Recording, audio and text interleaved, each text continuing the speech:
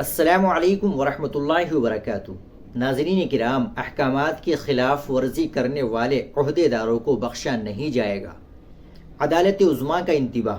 اتر پردیش کے کشی نگر میں واقع ایک مسجد پر گزشتہ دنوں ہوئی بلڈوزر کارروائی سے سپریم کورٹ سخت ناراض ہے۔ سپریم کورٹ نے اس بلڈوزر کارروائی کے خلاف داخل حکم عدولی معاملے میں نوٹس جاری کر دیا ہے۔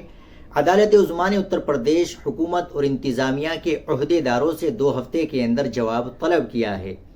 سپریم کورٹ نے انتظامیہ کی طرف سے مسجد میں کی گئی توڑ پھوڑ پر ناراضگی ظاہر کرتے ہوئے کہا کہ ہم پھر سے حکم دے رہے ہیں کہ ایسا کوئی بھی قدم ہمارے احکامات کے خلاف ورزی ہوگی۔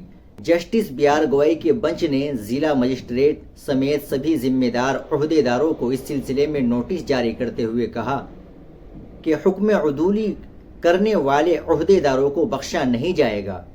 واضح رہے کہ کشی نگر میں واقع مدنی مسجد کا ایک حصہ رواں ماہ کے شروع میں بلڈوزر کے ذریعے منہدم کر دیا گیا تھا۔ سپریم کورٹ نے اسی کارروائی کو لے کر داخل ایک عارضی پر سماعت کرتے ہوئے وجہ بتاؤ نوٹس جاری کیا اور متعلقہ عہدے داروں سے جواب مانگا ہے۔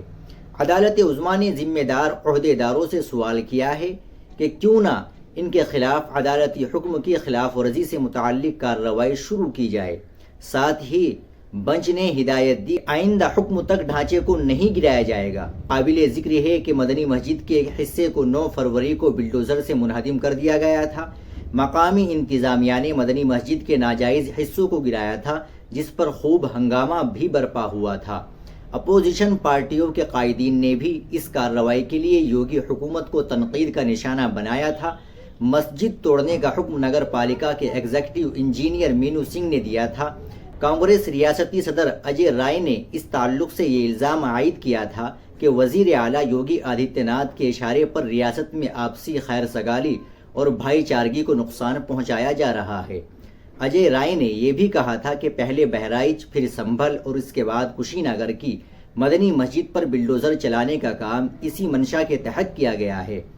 ہائی کورٹ کا حکم التوا 8 فروری کو ختم ہوتے ہی انتظامیہ نے اگلے دن اتوار کو چھٹی کے دن منصوبہ بند طریقے سے بلڈوزر چلوا دیا۔ ناظرین، آپ اس خبر کے تعلق سے کیا کہیں گے؟ کمنٹ باکس میں ضرور بتائیں۔ ویڈیو کو لائک اور شیئر ضرور کریں، چینل کو بھی سبسکرائب کر لیں۔ ملتے ہیں انشاءاللہ اگلی ویڈیو کے ساتھ۔ السلام علیکم ورحمۃ اللہ وبرکاتہ۔